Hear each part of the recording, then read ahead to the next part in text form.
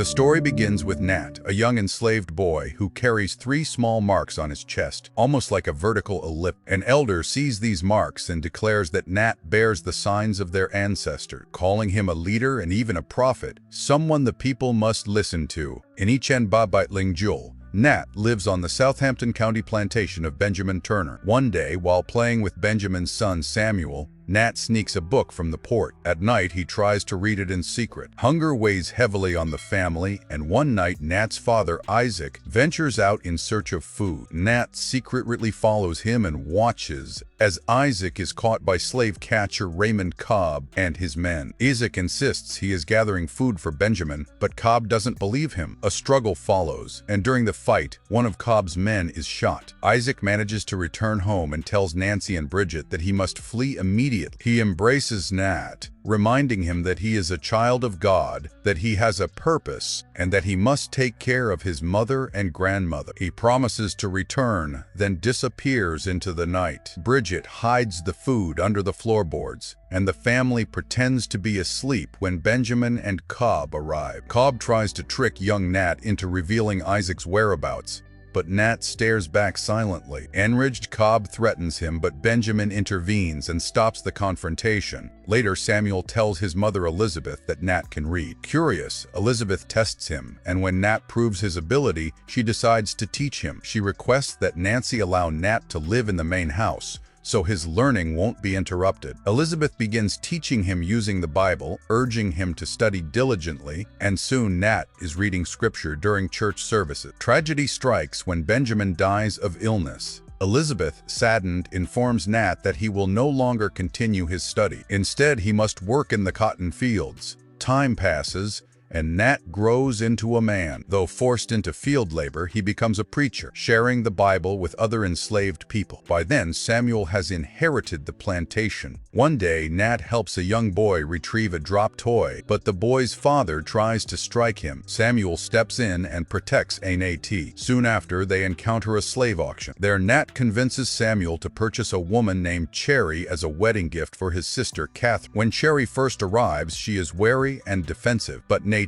gently assures her that he means no harm. Later, Catherine departs with her husband, Reese, and Cherry. Before leaving, Cherry apologizes for lashing out at Nat, and he offers her flowers. Not long after, Nat visits Reese's home. He finally admits his feelings and kisses Cherry, regretting that he hadn't done so earlier. He then proposes, vowing to protect her, and she accepts. Their marriage soon follows, marking one of the few joyful moments in Nat's life. Meanwhile, plantations everywhere struggle financially, and Reverend Walthall suggests to Samuel that Nat could be hired out to preach obedience, helping Samuel earn money. Reluctantly, Samuel agrees, and together they visit Joseph Randall's plantation. Nat is disturbed by the suffering he witnesses among Joseph's enslaved workers, but under pressure, he delivers sermons encouraging obedience. On another plantation, Nat sees horrific abuse, including a man violently forced to eat after resisting food. Overcome with grief and fury, Nat begins preaching about divine vengeance instead of submission, stirring hope among the oppressed. So, tragedy soon returns. Cobb encounters Cherry and accuses her of breaking rule. Despite her pleas, she is beaten viciously. Nat later visits her and is devastated to see her face bruised and swollen beyond recognition. When Nat sees Cherry's swollen face, he promises to handle those who hurt her. But Cherry, still trembling, asks him to leave it to the Lord. The next night, Samuel hosts a dinner, hoping to restore the Turner family's reputation. Among the guests is Joseph Randall, who shamelessly demands Esther.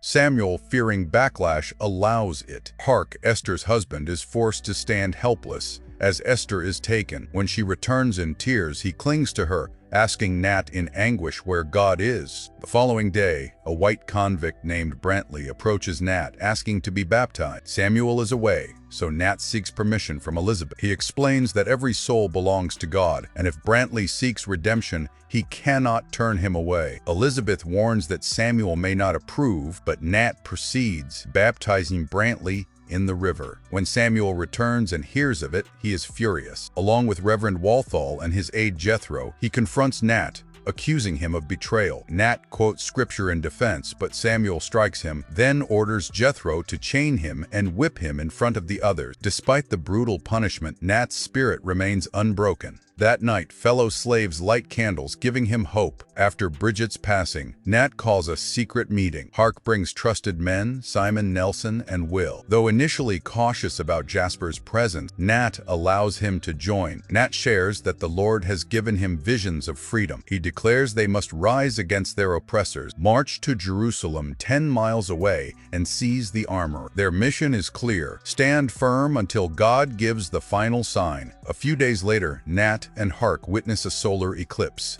Nat interprets it as divine confirmation. He tells Cherry, who is still recovering, that the Lord has called him to fight. She looks at him with faith and tells him to do what must be done. That night, Nat and his men move. They storm the Turner home, where Nat strikes Samuel down. Will kills Jethro and rescues a young girl from captivity. Nat awakens Nancy and tells her she is free, instructing Simon to take her to Reese's to care for Cherry and Joanna. Tearfully, Nancy embraces him, saying she is proud. Isaiah arrives after finding Samuel wounded. He warns Nat that they will all die for what they've started. Nat doesn't argue, instead turning to the servants, declaring them free and calling them to join. Their numbers grow as they march through the night, striking at plantations and liberating enslaved people. At Earl's estate, Will claims the right to confront his former master. Earl tries to escape, but Will executes him in front of the group. Yet their ranks are shaken when Jasper betrays them, alerting Randall. Ambushed, Nat's group is forced to retreat. The next morning, they march into Jerusalem and clash with Cobb and his men. Cobb shoots Nat, wounding him, but Nat manages to fatally stab Cobb. Despite losses, Nat's men prevail, only to find the armory empty. Soon after, soldiers ambush them, killing nearly everyone. Nat alone escapes. Retaliation is swift and merciless. Innocent slaves of all ages are executed. Soldiers even confront Cherry at Reese's home. Months later, Nat secretly returns to see her. She tells him she and Joanna are safe for now, but the killings won't stop until he is captured. With heavy heart, Nat decides to surrender. On the day of his execution, crowds gather, shouting for his death. Enslaved people stand silently, mourning. When asked for last words, Nat simply says he is ready. As the rope is placed around his neck, he spots Jasper in the crowd, watching with tears in his eyes. Seconds later, Nat is hanged.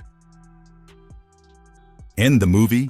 If you enjoyed this video, be sure to check out our other recaps and subscribe for more content. And leave comment below. Thanks for watching, and we'll see you in the next video.